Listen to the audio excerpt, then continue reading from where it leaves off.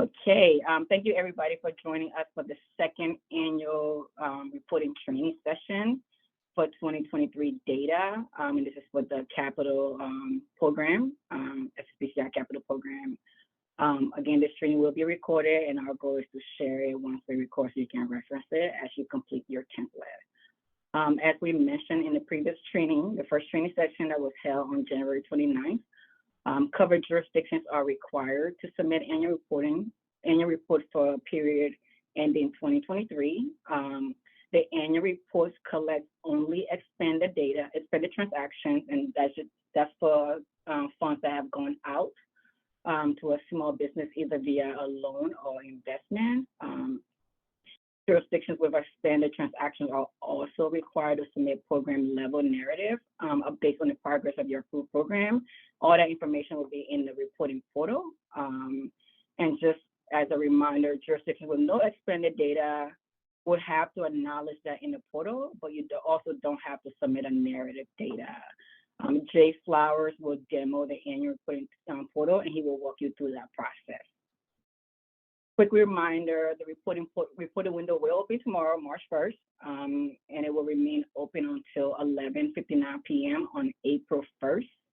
That's a Monday because March 31st falls on the Sunday. We do encourage early submission. We want to be able to address any issues that may come up. If you're having any issues completing the template, please reach out to us. And we just ask that you include your outreach manager, and please reach out to us via the mailbox. If somebody on the compliance team can please put the SSBCI mailbox in the chat, I'll appreciate that. In today's session, we will dive in a little deeper. We will demo how to properly complete the template, and we will show you some example of transactions for each SSBCI program type. We will reserve some time for questions at the end, but in this training today, we will encourage you to please ask questions throughout our discussion, either via the chat or by raising your hand and coming off mute. Just as a reminder, you might be double muted, so you have to also unmute on your computer. That's how our great Raisa sets up our call, which we appreciate. If you have any questions or concerns after this session, again, please reach out to us via the mailbox. And just reach out and include your outreach manager. As mentioned earlier, we will share this presentation with all attendees. And we will also include a video in the resource page in the reporting portal. Hope that we're targeting for early March. I'm going to turn over to Gray Mahaffey. She will demo the transaction examples. And of course, Jay Flower will come in and demo the portal. I will show you how to access your template and how to submit it in the portal. And Raisa and I will jump back in after Grace to highlight some other critical information regarding 2023 report. We just ask that if you're off mute, please make sure you're on mute if you don't have any questions, because we're trying to reduce the feedback. So I'm getting some feedback now. So if you don't mind going off mute, I really appreciate it. Thank you. Grace, I'll turn it over to you. And again, please ask Grace questions as she shows this transactions example. Our goal is to make this a little more interactive. Thank you, everybody. I'll stop talking and I'll hand it over to Grace. Grace, the floor is yours. Thank you so much. Thank you, Mima. All right, so I'm going to be doing an overview of the 2023 annual reporting template, and then we're going to go through some specific transaction examples for each of the program types. So just briefly, if you missed the last training, the annual report template is going to be customized for each participating jurisdiction. You can download that on the portal and will be comprised of 7 tabs. There'll be the tooltips tab where you can see information about all of the data elements that are being collected as part of the annual report, and then 6 other tabs for you to report that data. Provider information, 3 tabs to report transaction details. Those are going to be broken up by the program types: CAP transactions, loan credit transactions, and then VC equity transactions. And finally, 2 tables for reporting performance information, loan investment performance, and then borrower investee data. And I'll pull up the example template in just a second to go through all of that. One thing we'd like to note before we get into the demonstration is that these templates that you're receiving are macro enabled. And essentially what that means is, so per your security settings in Excel, you may need to make sure that you are enabling macros to interact with the template appropriately. Within this deck here, there's going to be a link to the Microsoft support page on how to enable the macros in your Excel. As in addition to that, you feel free to reach out to your outreach manager. They can provide some additional documentation with you. We would encourage you, if you're having any issues, to initially follow up with your IT department. They're going to be the best resource for you to resolve that. If your issues are persisting and your IT cannot support you, then go ahead and reach out to the SSBCI information box, copying your outreach manager, and we'll follow up with some additional technical support from there. All right, so with that, I'll go ahead and jump into the demonstration in the annual reporting template. So on screen here, you should be seeing an Excel template, and this is pretty close to what you'll see for your customized jurisdictions version. So like I mentioned, there's going to be 7 tabs in the Excel template for you to complete the annual reporting requirements. On the first tab here in Tooltips, you'll get a list of all of the data elements that are included in the annual reporting template, the location of that data element, the tooltip description, which is primarily guidance that's coming from the capital reporting guidance. But there may be some additional details or clarification here that have been included by compliance team, so please read these carefully. And then finally, you'll get information on the data type that is expected for the given data element. Additionally, on the Tooltips tab, if you scroll all the way down to the bottom here, you'll see a color legend, which will help you, as you're filling out the data in the annual reporting template. You'll see these yellow conditionally required fields during the demonstration. The remaining colors will be found in the column headers of the template and just help you identify which data elements correspond to the different types. So broken down by business owner data information, program data information, provider data, and then transaction details. So that is what covers the Tooltips tab. The remaining 6 tabs of the annual reporting template will be for your data reporting. So in the provider tab, you will submit provider information.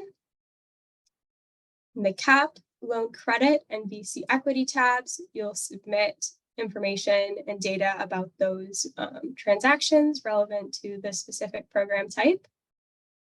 Loan investment performance tab will cover specifically subsequent private financing, SSBCI funds lost, and equity investment gains on transactions.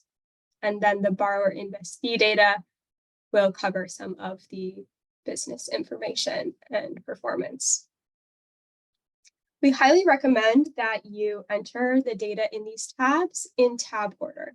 So you first start with the provider information tab, then complete the transaction details and finish your data entry on loan investment performance and borrower investee data. And the reason we'd like you to enter it in this order is because data will flow through the various tabs to reduce your data entry. So you'll notice I have some provider information already entered in this provider tab here. And when we go to any of our transaction tabs, CAP, loan credit, or VC equity, and look at column B, the provider information, you'll see that we get a customized list of providers here. And that's going to be dependent on what you've entered in the provider tab. So again, really recommend filling this out in tab order to help that data flow through correctly and reduce your manual data entry. All right. So I'm going to go ahead and just jump into some of the specific transaction examples that we'll walk through today. So starting here on the provider information, like I said, you definitely want to enter that first. So for the purposes of today's example, I've gone ahead and entered all of my hypothetical providers that I'm going to be using in these transaction examples. So you can see here in the approved program name column, I will have a customized list of the programs that are specific to my jurisdiction.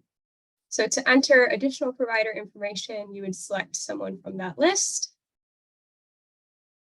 It will automatically populate the appropriate program type for you, so you don't need to enter that. And then you can just go through each data element and enter the necessary details.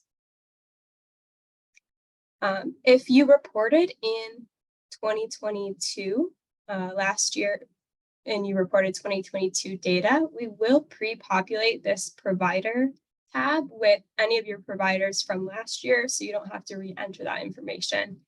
If you're reporting for the first time in 2023, then this will come to you blank. So once you've been able to fill out your provider details for all the providers across your transactions, you can start going into the transaction information.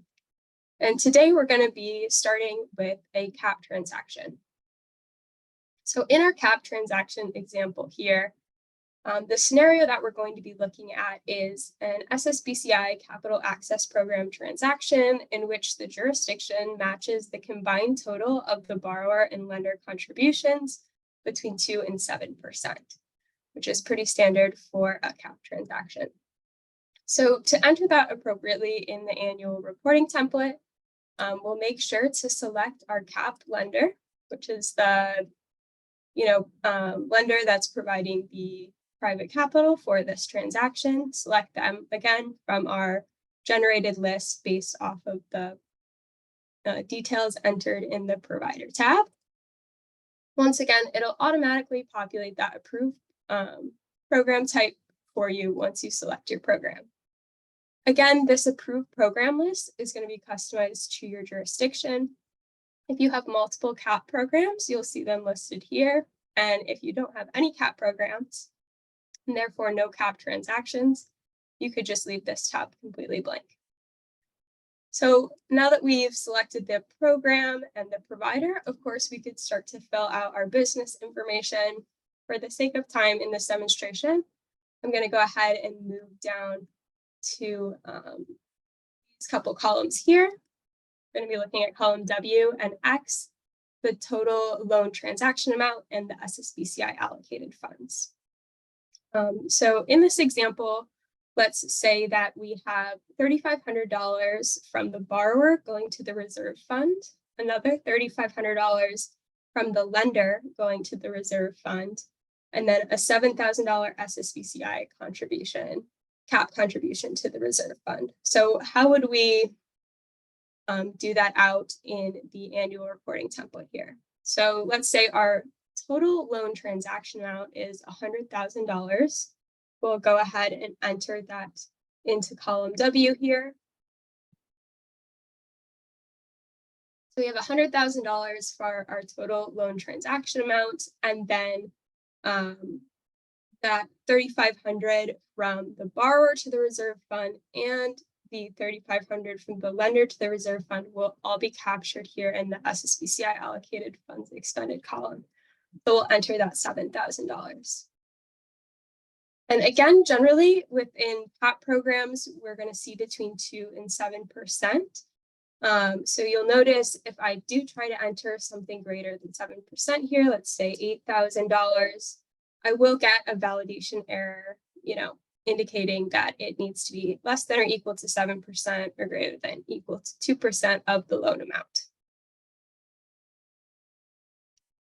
So you'll see that validation across any CAP transactions entered in the annual reporting template. Okay, and I'd just like to open the floor briefly if there are any questions about CAP transactions or how to record that in the annual template. Please come off mute or put those in the chat now. And then we're going to go ahead and move on to loan credit examples.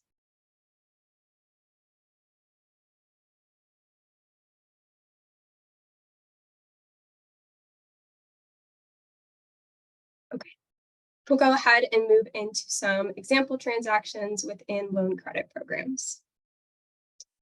So the first transaction that we'll look at here is going to be a loan participation transaction in a loan participation program, and specifically we're going to look at a purchase type.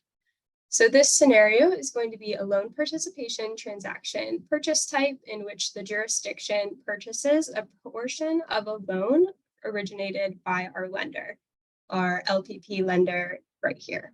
So again, once you've entered all kind of the standard information, you need transaction ID, selected the appropriate provider, and selected, the LPP program that this transaction is a part of, you can start filling out the rest of the information.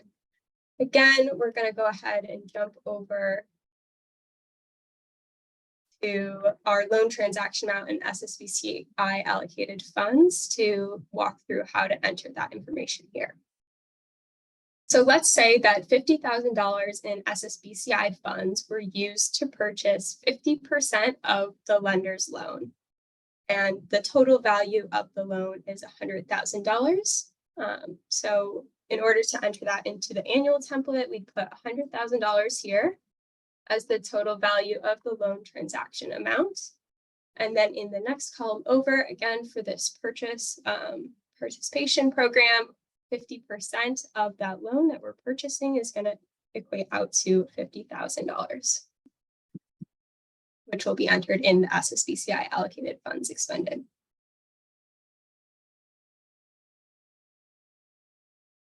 The next example, we'll look at another loan participation program transaction example. However, here we're going to discuss a companion loan, also potentially known as direct or co-lending.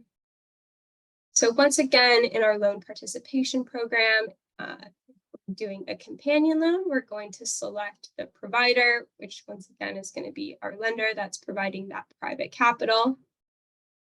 Select which loan participation program that is a part of, which will automatically populate the program type for you. And then once again, we'll scroll over here to discuss how that would be entered into columns AA and AB. So in this scenario, we're going to look at a $50,000 SSBCI loan and a $50,000 participation from the lender A. So again, with a companion loan, if you have $50,000 from SSBCI and $50,000 from your lender, that's going to amount to your $100,000 total loan value. So once again, we'll enter $100,000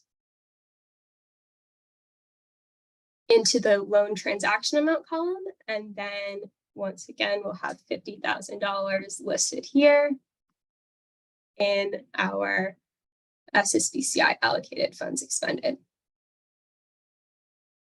So both for loan participation program, both the companion loan and the purchase. For the purchase, the portion of the loan that SSBCI is purchasing will go in SSBCI allocated funds expended. And then for a companion loan, just SSBCI's portion of that loan will go in the allocated funds expended.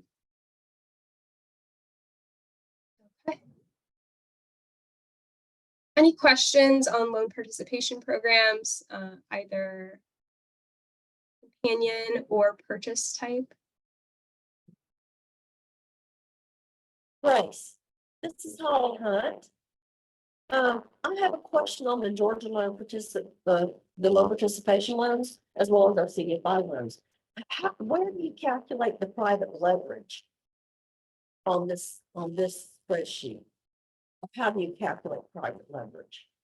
We do that on the back end, Holly. This current format just capture the data and we will calculate that. So like Grace explained, the way Grace, you want to go maybe show how we calculate the okay, the reason I asked for both of you is because a lot of our loans have other equity. So we'll have cash equity that needs to go into that private leverage. And then we also have land equity that doesn't go in. So I need to know how to put that information in so that you capture all the private leverage. Ali, is it possible we can work with you offline to Yes. have that discussion? Thank Yes. you so much. Okay.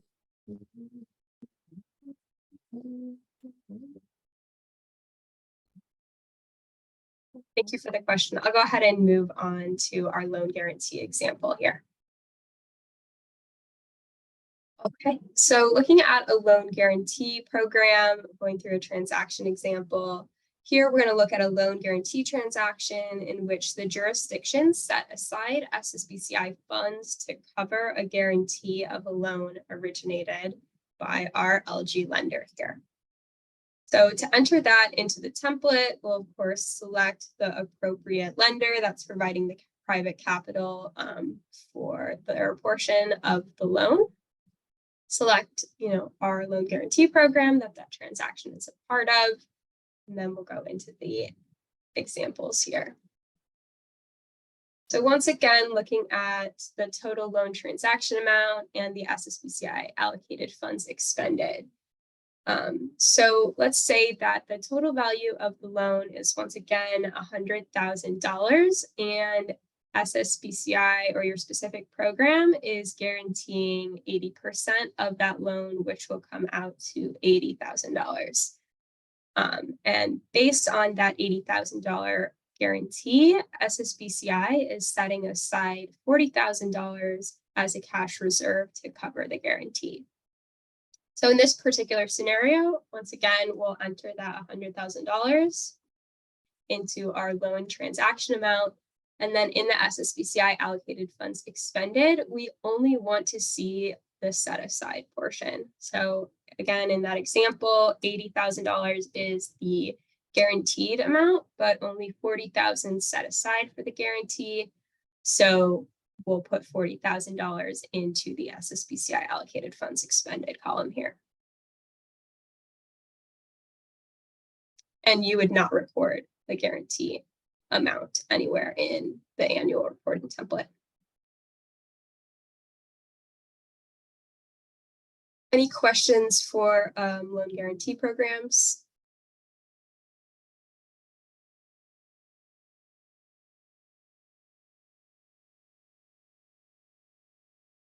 Right, so we'll go into our last example for loan credit, which is going to be a collateral support. So looking at our example for a collateral support transaction in which the jurisdiction uses SSBCI funds to provide collateral support for the loan originated by our CSP lender here. So we'll select that CSP lender that's providing the private capital, select which collateral support program this transaction is a part of, and then once again, head over to see how that's entered into the template here. So if we have $100,000 loan again for our total loan value, we'll enter that into the template. And then for the SSBCI allocated funds expended in a collateral support transaction, again, we're just going to be looking for the set aside amount.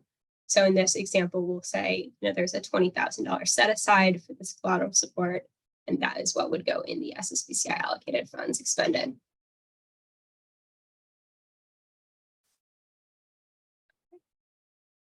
And just generally on the loan credit OCSP transaction tab, you will also see validation in here for a comparison between loan transaction amount and SSBCI allocated funds. You'll see quickly if I just try to enter something greater than 80% of the loan amount, and this would be in any of those 4 program types that we just went through, you'll get this error message that pops up and says, number 3 there, please insert a value that's less than or equal to 80% of the loan amount.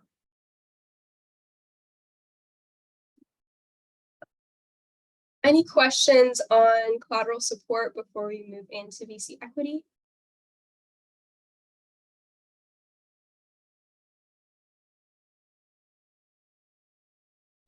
We'll go ahead into this tab of the template and look at 2 examples here, one in a direct program and another in a funds type.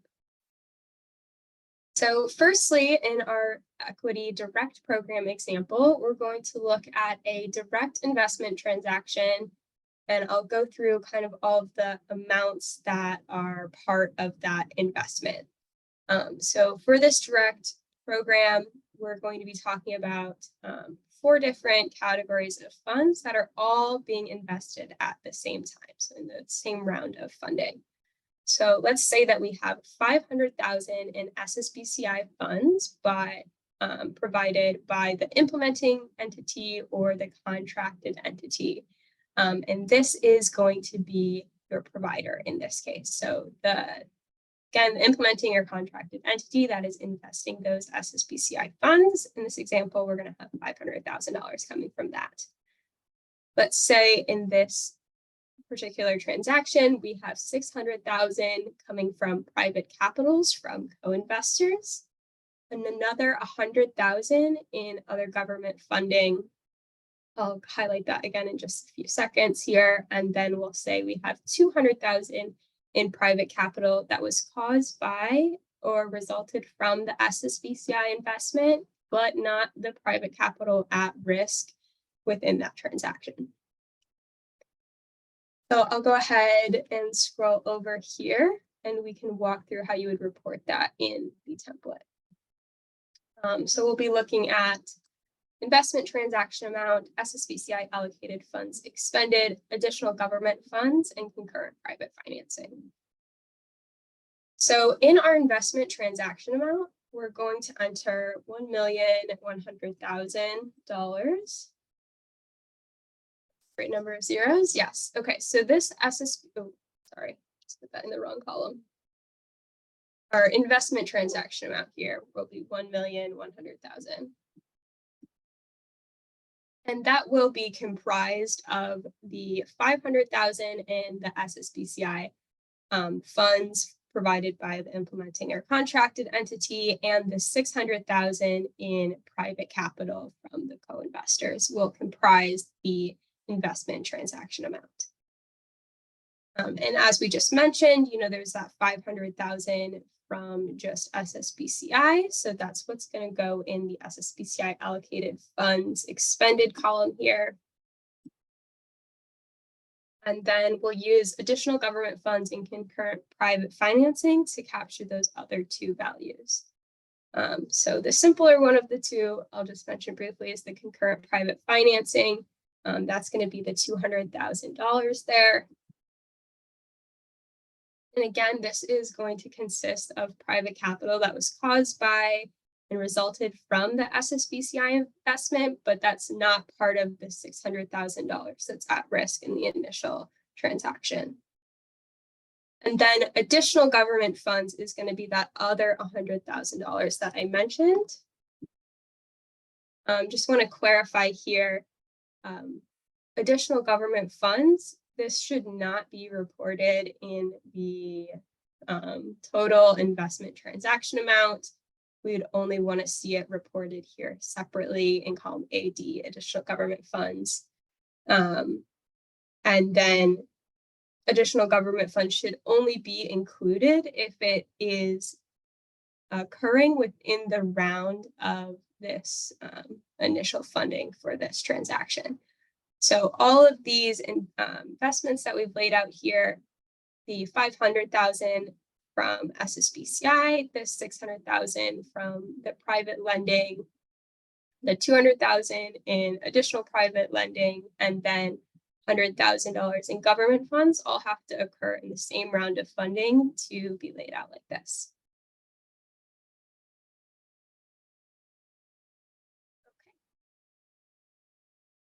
So I'll go ahead and stop here briefly if there's any questions on direct programs, and then we'll go ahead and move into a funds type example. Grace, can I quickly clarify Holly's question? Yes, of course. Holly, you should report any additional government, any additional private financing that occur resulted from the SSBCI supported transactions in concurrent financing. So like Grace mentioned, in the loan and investment, transaction amount, you should only report the SSBCI and the private capital in that deal. And any additional private capital that resulted from the SSBCI supported loan or investment will go under concurrent financing, concurrent private financing. Okay, thank you very much. Thank you. And again, if you have any additional questions, please work with us and we will make sure you report correctly. Thank you. Great. Thank you. All right, last example here. I'll briefly go over the I'm last sorry. two. Can I ask a question about the equity program? Go ahead, yes. In column AA, is that just going to be the matching fund certificates and SSBCI investment, or where do you put the total round size? So we're not collecting total round size, specifically. No, so, I mean, I'm sorry, great. The total round size will go in AA, and the SSBCI portion in that round will go on AB. And anybody on my team jump in if I'm mistaken here. Mima, wouldn't additional government funds and concurrent private financing, these are part of the round, right? So you will have to remove the additional government financing out the deal. So in this column, it should be SSBCI plus the private capital in the round, if that makes sense. Okay, can I give an example just to see if I'm understanding this? If it's a $2 million round and we are putting in $500,000 of SSBCI funding, would the investment transaction amount be 2 million? What Yes, comprises the remaining 1.5 of the round? It would be private investment. Let me give it an example. So if AA, transaction amount in AA was 1.2 million, and that 1.2 million, I mean, 1.200 includes additional government financing. You will remove the additional government financing that you can see in AD, which is 100,000. You will only report the total round size minus any additional government funds. This is how it should be reported, if that makes sense. We have a really good example at the end of this deck that we can show you as well. And it will speak to exactly what Grace is illustrating. I guess my question is that if a company comes to us and they're raising a $4 million round and they've already closed on 2 million before we award them the funding, would we put the total round size in the investment transaction amount, or would we put just the money that came after our investment? Paul, is it possible you can jump in here? We just want to make sure we're giving Julia the right information if you're on the call. If you have been able to document that the prior 2 million closed 90 days, within 90 days of the SSBCI investment, and those investors did acknowledge that SSBCI was supporting their investment via a term sheet or some other documented understanding that they were expecting SSBCI to come into the transaction, then you could include the total 4 million. But if they closed before you without any expectation that SSBCI would be in the deal, then you would only count the 2 million. Okay, so would it just be the matching fund certificates essentially, plus SSBCI's funding that would be qualifying, since we're not capturing that from all investors, just the matching fund certificate? Yes, but Okay. I would just caution that by arbitrarily only collecting what you're calling matching fund certificates, that doesn't release you from understanding whether or not you're complying with the $20 million cap. So if there's $20 million going in, but you only choose to get certificates from 5 million, I don't think you are going to be in compliance. So that's the only thing to think about. Okay, thank you. Thank you, Carl and Grace. I'm sorry for talking over you. The floor is back to you. Thank you so much.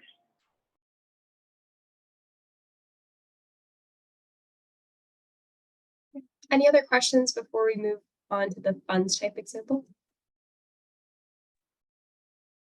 Hi, this is Sarah from Kentucky. I was just curious if you could please clarify why the $600,000 is different from the concurrent private financing number? in your example?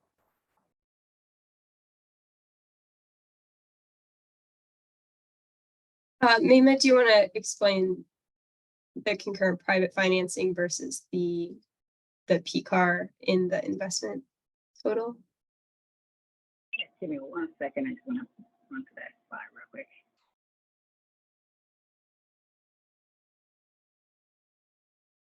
Yeah, I think this is Carl again. I think the way to think about this is the company had 2 documented capital raisings, which perhaps occurred under 2 different instruments. And SSBCI was in one fundraising that had one particular instrument, and therefore the matching private capital and the PCAR was all counted by investors in that round of investment.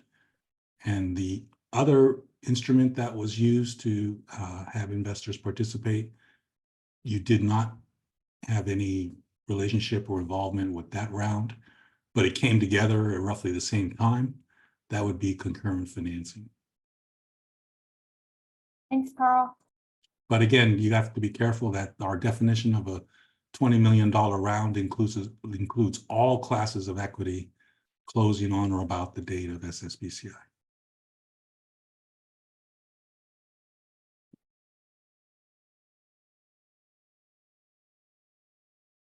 And then Carl, maybe just to help them with that, is there a specific number of days post closing of the initial round that it has to be passed to count as subsequent private financing? The 90 days as well? No, so 90 days is a look backwards, and there is no subsequent being derived from any previous investment. Going forward, it's basically a judgment call that you will have to be able to defend. What is the round and when did it close? It's usually, the amount of funds that were governed by the investment agreement all the investors participating were signing. And so they all might close at different times, but generally they try to close, within a certain period of time. Thank you.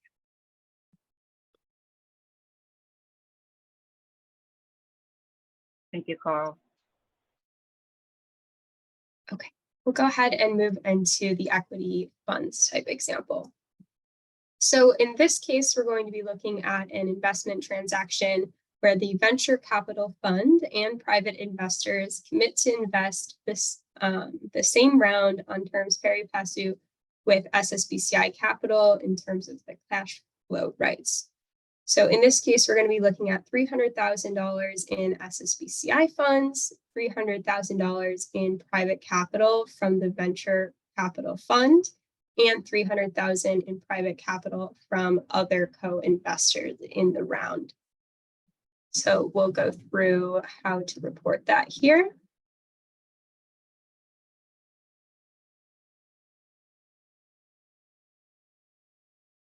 So in this example, a little bit more straightforward. Like I mentioned, we'll have the $300,000 from SSBCI.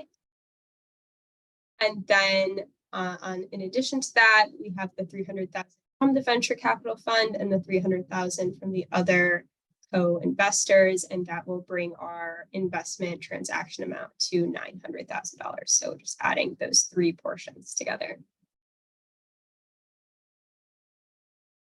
And just to clarify another piece here, so jurisdictions with expended VC services to portfolio companies, those 171 fees, those should be reported back on the provider tab.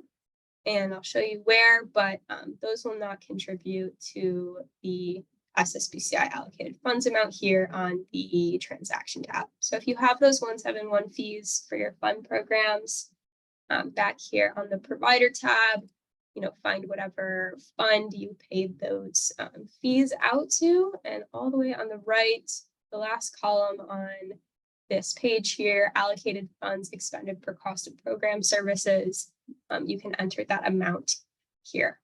So it will be accounted for, but again, just not as part of your SSBCI allocated funds or the transaction amount.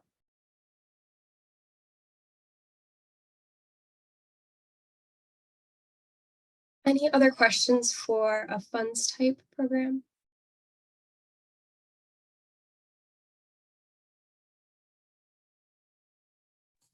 Grace, this is Crystal from Colorado. Can you, like you did on the direct, can you explain on fund to fund AD and AE scenarios, please?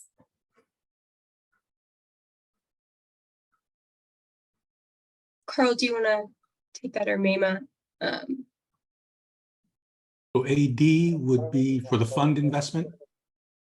If there are other government LPs in the fund, that could be a reason to have additional government funding there. So if they were part of the 300,000 coming from the VC LPs, and one of those LPs happened to be another government entity, then you would exclude that from the 900,000 and include it in column AD.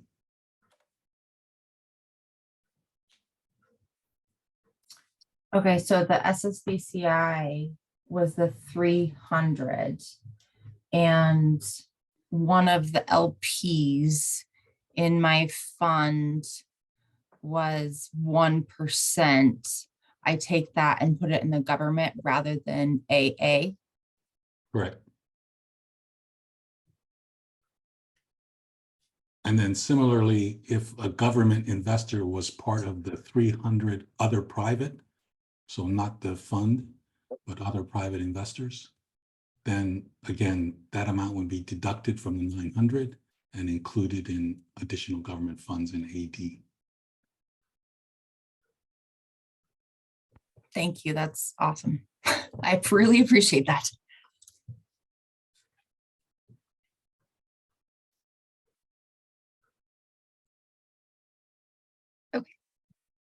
So that'll conclude the transaction examples. And then just briefly to show you on these last couple tabs here, once you enter a unique transaction ID on any of the transaction tabs, and then your business name and the EIN information,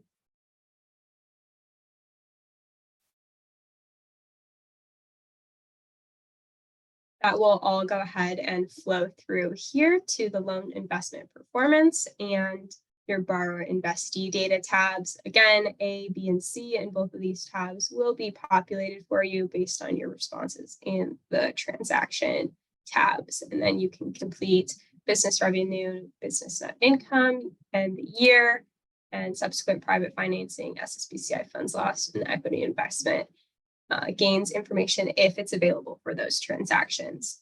Again, if you reported in 2023, based on your 2022 data, these tabs will come pre-populated with all of your prior transaction data as well, to help you report on those. And that is going to be the end of my portion of the demonstration. I'm going to hand it off to Jay Flowers. He's briefly going to go through the portal submission process.